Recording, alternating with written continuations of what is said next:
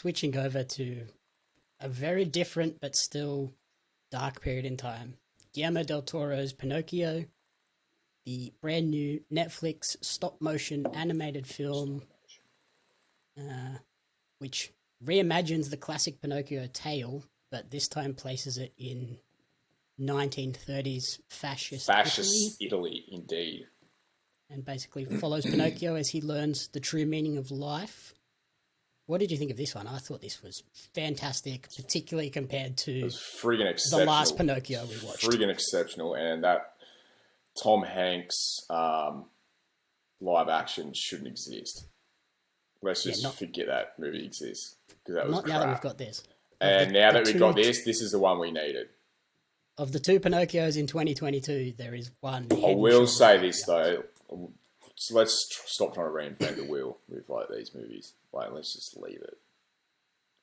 You know what I'm saying? I feel like we've peaked with Pinocchio. Like, I don't think we're getting any better than this. Don't try and make another Pinocchio movie, because this one's sick.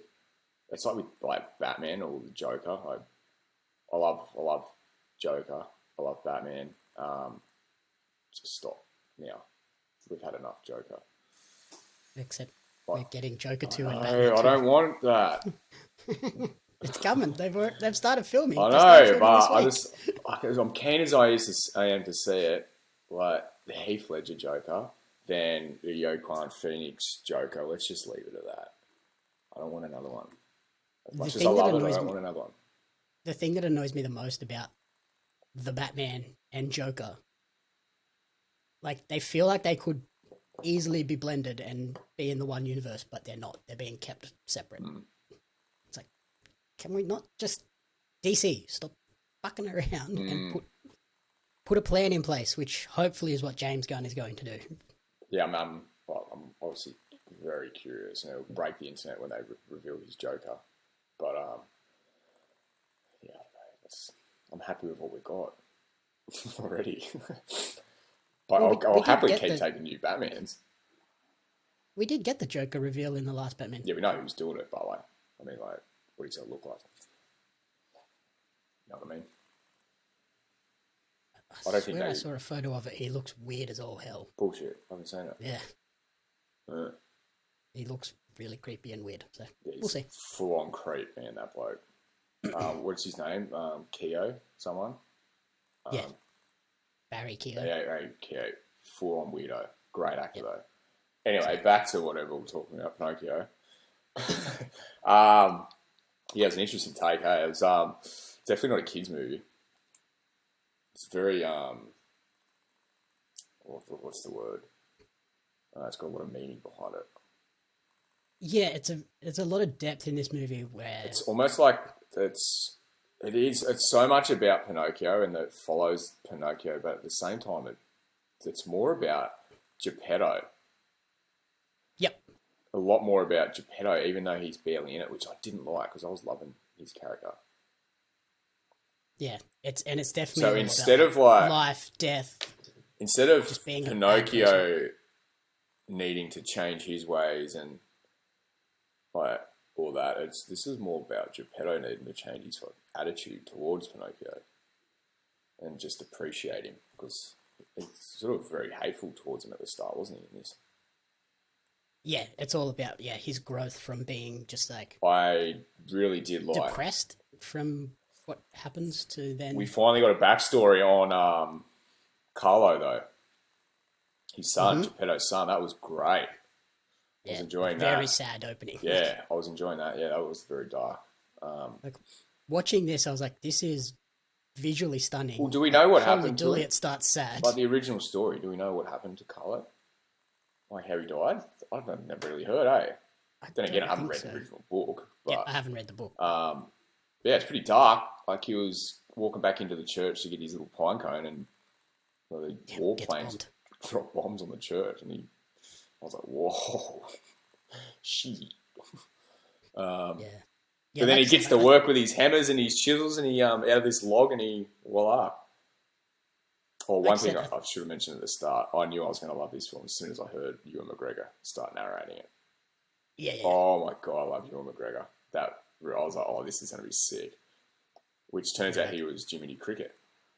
Yep. Which I didn't really there wasn't enough Jiminy Cricket in this for me. Yeah, But he was an actual cricket. Like, there was no fancy clothes, no little green goblin thing, like an actual cricket. Yeah, like it's. I think it's still a kids' movie just because of like the Pinocchio I think it's too dark. storyline, but This there's a one's lot too in here dark for kids. just an adult I don't think audience kids as would well. enjoy this, to be honest with you. Like the war theme and I like think all the war stuff got fascism. over their heads. Yeah, it'll go over their heads, but it's a bit. I think it'll be a bit much for kids.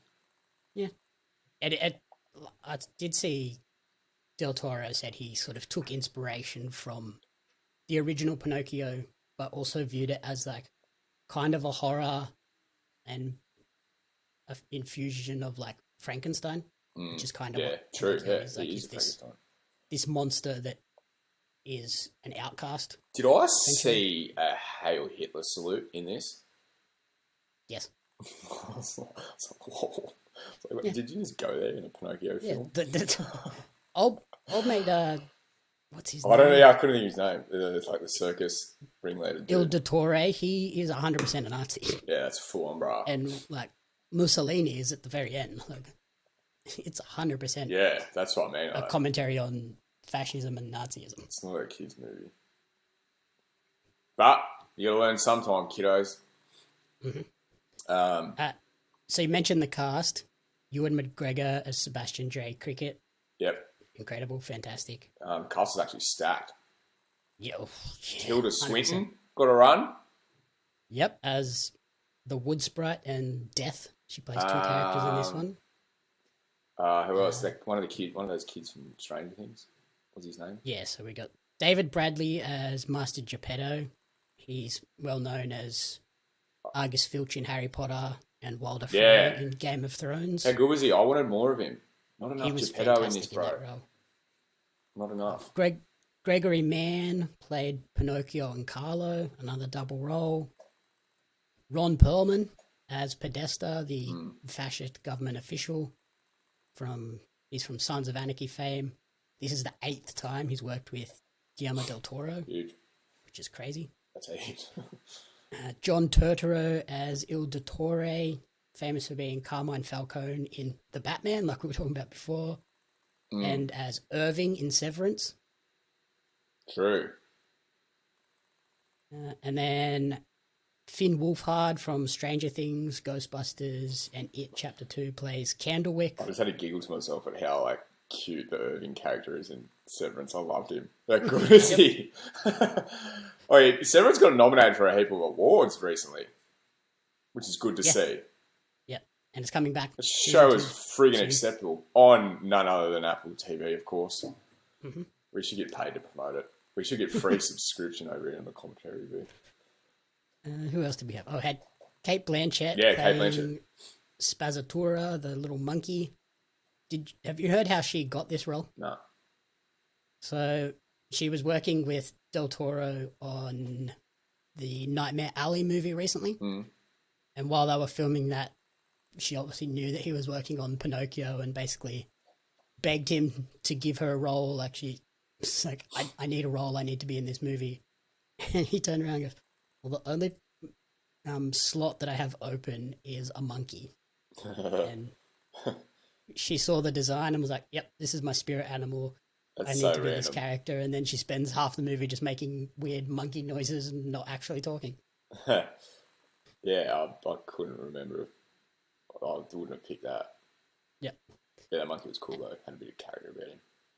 And then the last major actor we had was Christopher Waltz. Yeah, I've seen he was in the cast. Who did he play? He plays Count Volpe, the puppet master. Ah, true. And he's from Inglourious Bastards, Django Unchained, our slave movie, and The French Dispatch. He's in The French Dispatch. He's fantastic. Jeez, that's a freaking good movie. I wouldn't mind watching that again. Del Toro basically said, he wanted Volpe to have an accent, but he needed to be able to, speak French and Italian and a bit of German, and sound like it was natural, not some person pretending. Mm-hmm. And the only person that came to mind was Christopher Waltz, and he jumped at it. And he's so good in Glorious Bastards. Fantastic. I think So everyone in bloody this good. cast does an incredible job in Well, the it's roles they're casting. pretty sick casting. Like some heavy hitters.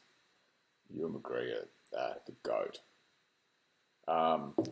Why, just brushing on, slightly off topic, the other Pinocchio film with Tom Hanks. I know we've reviewed it already, but that was that career denting, legacy denting for Tom Hanks, do you think? Because it was pretty horrendous, eh? Yeah. At a time when he just did Everything he'd done in Colonel the last, Tom like, Parker in Elvis, which I'm still on the fence about. Just the accent, the Dutch accent was so bad, I think. yeah, I think his last 2 outings have been pretty poor Yeah. compared to the previous 10 years worth of work. Yeah. What do you, I don't know if I've asked you this before. What film is Tom Hanks known for in your eyes? Forrest Yeah, Gump, Forrest Gump, eh? Castaway. Ooh, Carso, what do you reckon more? If you asked 100 people on the street, first Tom Hanks film that comes to mind, what would Forrest Gump. would be Forrest Gump? Yeah. So I don't even know about Castaway. I reckon you're probably going to get like 80% Forrest Gump, and then you might get 20 that say I Castaway. can't imagine out of 100 people anyone saying anything other than those two first, off the bat. Or people would say Toy Story. Woody. No. Is he Woody? Is Woody? Yeah. Who's Buzz? But it's Buzz again? 100%. It'd 100% be Who's Buzz again? We've been through this. Tim Allen. Tim Allen. And because Tim Allen wasn't Buzz in Lightyear, was he? Nope. Who was it? Buzz in Lightyear. It's not him. Not Hemsworth. What's his name? God damn it. Light. You look it up. Lightyear. It is Chris Evans. Yeah, Chris Evans. I said Hemsworth. I knew it wasn't Hemsworth. Isn't Chris Evans playing Super Mario? Yes. Maybe? No, he's not. Some other Evans is. Who's the other Evans? Chris Pratt. He's Chris Pratt. Yeah. There's too many Chris's in Hollywood. That's going to be bad, I reckon, in that Mario. For not having an Italian. The accent, Chris Pratt, terrible casting. The rest of the movie looks fantastic. It's sick. It's fun as shit. The trailer looks incredible, Yeah, and it then looks he so talks, and you're fun. like, oh. Yeah. Actually, someone edited the trailer or like a clip from the film and Yep. put the original. And put the original Mario Yeah, I was actor like, in it. that's sick. So much better. Going back to Pinocchio, they've obviously that's its own take on the film, and they've changed things around. But much like in, what was I going to say, like in Emancipation, after, like you said, they needed the photo scene, like the things actually happen and built around it. In Pinocchio, the version of that is the whale scene, is what I'm getting at. They like one of those things they have to put in there. How do you think that was portrayed? I thought it was great. Yeah. Yeah. Because that's another one, like a big character, like, oh, how are they going to do the whale? Because I really didn't like the whale in the Tom Hanks movie. Yeah. This one was way better. Yeah, this one was sick. And like, again, it was like very dark because they had all them, like the mines in the sea, the bombs. Because it was, wartime. And you got one stuck in his mouth. That was cool. I think like the biggest changes they've made for this are that opening sequence where we get the backstory on That was so cool. why Geppetto makes Pinocchio. So this is impressive. Like, about time we knew about that. Like what happened and to then Carlo. the other big change was he doesn't go to like the island of toys and boys where they're just like having fun. Like He doesn't really go to school either, does he? No, they basically skip that. And he goes to like the army camp, and that's like a different thing where true. they're not It's free to do whatever they want. They're wartime. kind of like being trained to be soldiers, and that makes him realize like sort of family is where I need to be. he's sort of been held hostage to in this one, whereas previously he's like straight up kidnapped and locked up and traveling with the circus, so to speak. Yeah, like this one, he's almost kind of, willingly there, but he's kind of like guilt tripped into it Yeah. and blackmailed He's into very it essentially. blasé, Like, isn't he, our little Pinocchio? yeah, he's just so innocent and has no idea what's happening. Bit of a space cadet is Pinocchio. What did you think of the like visual aesthetic of this with the stop motion animation style? That's it. Yeah, it was so well done. Yeah, it's very arty. Very arty. I thought it was like a beautiful movie to watch and It's wholesome. incredible amount of creativity and artistry involved. It's easy to watch too, like very easy to watch. And when I was watching it, like within like 10 minutes, I was like, this instantly has more heart and soul than that Tom Hanks one from earlier in the year. That was felt very much just like a cash grab. The more I think about it, the more infuriated I get, that Tom Hanks one. And then you watch this one, you're like, yeah, this is actually... Yeah, this is the one we needed. Because I know before both of these are out, and we're like, why are we getting two Pinocchios? Like, what's going on here? That's pretty random. Oh, this would be interesting. Yeah. But yeah, this one, if you're going to watch Pinocchio one, definitely watch this one. Just pretend the other one doesn't exist. Something else I would highly recommend if you've watched this Pinocchio, then go and watch the 30-minute making of documentary that's on Netflix as For well. this? Yeah. Oh, sick. It is so good. Like, they show you the models and everything they use to film it, and Yeah, I'll fully do just that tonight. the amount of crazy work that goes into animating a movie like this with so much detail. Were you impressed with Geppetto's craftsmanship? Oh, I was. Of making Pinocchio. I was very impressed how he carved him out of like a piece of wood. Did you notice the little detail in that character model as well? What detail? Is there a particular detail? So the right side of his head, because he starts making him when he's like drinking and in basically a depressed mood, the right side of his head where he starts to carve Pinocchio is like incredibly detailed and like masterfully built with really detailed ear and hair. And then as he gets further and further to the other side of his head, it just becomes like sloppy and rushed. I didn't know that. That's good. Yeah, so, that is a nice detail. You've done well there. And yeah, when you watch the is that they show like right did they explain it? You can see. Yeah, and you can see like that's niche, hey?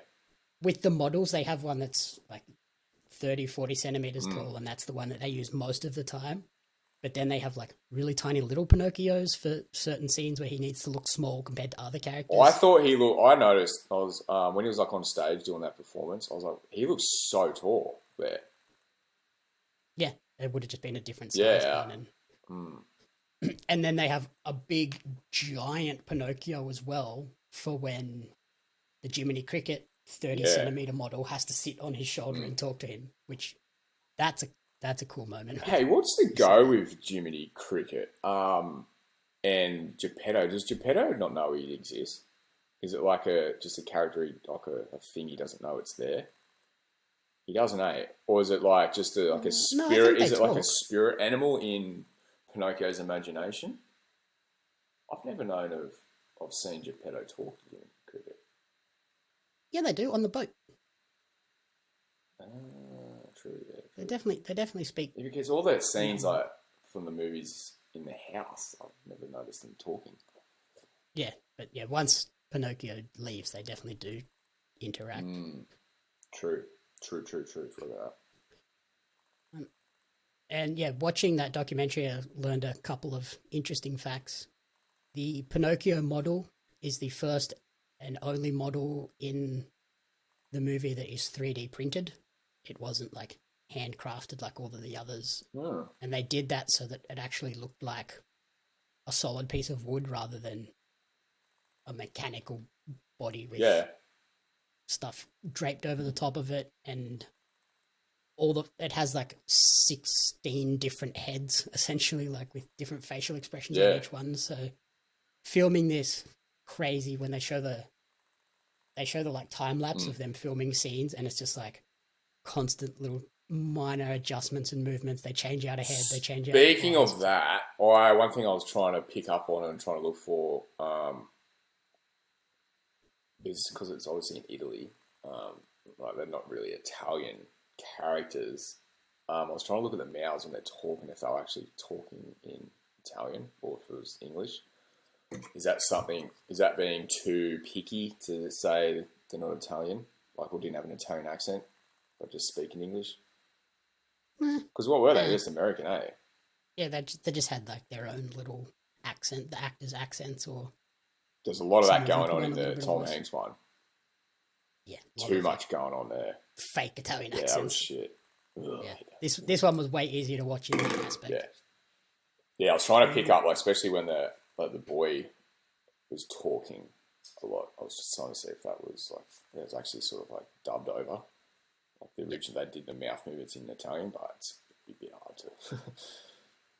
And then that, like a lot of the other models, like the human models, they're like these weird like wire skeleton heads Yeah. and bodies and stuff with latex like skin pulled over Oh, them, yeah. and then like all the parts inside the head can like be slightly adjusted and moved. So when they're filming those scenes, like they might lift an eyebrow up a little bit, or the cheekbones might move a bit, or the mouth might move a little bit, and it's all just like they just squish the like latex around Yeah, around it, and it just looks so good. And that's where you sort of get that really stylistic design of the characters with the big protruding Yeah. eyebrows and the big Felt beard good. all They've done 'em well. works, and it looks so good. Like I couldn't believe how pretty this movie looked. yeah. It was aesthetically pleasing, like nice to watch. Nothing was like tacky or unrealistic. It was just very great, like done everything justice.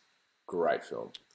And I think having Del Toro as a straight up like actual act director who usually directs live action, they did a really good job of making these characters act and move like real people. Like he Yeah, in that documentary talks about like when you're acting in real life, there might be like slight mistakes or differences on how you do each take, yeah, and then you find the takes that work the best together to make the movie. Whereas when you do something like this with stop motion, everything tends to be very deliberate and exacting, so you kind of lose that reality and realness to the Yeah. performance. So what they actually had to do when they were making this is they had to sort of intentionally put in errors or mistakes. So like there's a moment where Carlo goes to pick up the pine cone and like misses it slightly to the right and then has to move his hand to grab it. oh, So like they intentionally put these mistakes in, yeah, which subconsciously you don't like pick up, yeah, but you pick up that that's that's something that would actually happen. Like when people do things, they're not perfect every single Yeah. time. And I did notice. I adds think so I much. noticed a couple of things like that when he was like hammering away at when he was carving out Pinocchio. Some little like imperfections like that. I did notice a couple of things like that throughout. So, yeah, very well done. In terms of like some trivia things, surprisingly, this didn't cost as much as I thought it would. It was only $35 million. I thought with the amount of detail and work that went into these puppets and Craftsmanship and labour hours. just the hours to film every Yeah, I'd love to know single how. scene. Did they mention in the documentary how long it took? They would. It has been in the works for like 15 years, but a lot of that time it Yeah, was but just like kind of like on once a they shelf. start like filming, I mean, Once they like, started, it still would have been a while. Yeah. And it clocks in as the longest stop motion animated film at 117 minutes. Huge. Yeah, I noticed it was like 156 minutes, which I wasn't keen for it to be over 2 hours, so I was happy with that. But I enjoyed it, so I didn't really mind. And then another interesting fact, the soundtrack and score for this movie was created by Alexandre Desplat, and all of the instruments used in this movie are wooden instruments. So you get like guitars, violins, Yep. and then all the like wind instruments are woodwind instruments. Yeah. Which Adds to such it. a cool like choice of this character is a wooden character. Yeah, it's so let's only use wooden a instruments. woodworker's porno, you could say. That's one description of the movie. Put that in like quotations on a movie poster. That's getting clipped out. Yeah, so that's probably it for that. So, in terms of top recommendations for the week, which one are you leaning on since you seem to enjoy both of these? I rated both of these. Hey, this is a tough recommendation. I don't know. I reckon Emancipation. Like I said, if you need a bit of an attitude adjustment or watch Emancipation, it'll bring you back down to earth. Okay. Well, for me, I am highly recommending Del Toro's Pinocchio. I thought this was phenomenal. And like I said, if you're going to watch a Pinocchio this year, watch this one. Ignore the Disney Plus version. It's act like it doesn't exist. Alrighty. Thank you, everyone, for listening to the commentary booth. If you enjoyed the show, please remember to rate, review, and subscribe on podcast services and on YouTube. You can get the episodes early over on Patreon at patreon.com/JamieUpsMedia. You can follow me on social media at JamieUpsMedia and at Pario Magazine. And you can follow Blake on Twitter at Captain Crumbs with a Z. With a Z. Thank you, Blake, and have a wonderful Christmas. You too, brah. Stay safe. The Commentary Booth is a fan-funded production of Jamie Ups Media. You can support the podcast alongside our magazine, Pario Magazine, on Patreon at patreon.com/JamieUpsMedia. The following people supported at the publisher level or higher, and you cannot fathom how incredibly appreciative we are for their support.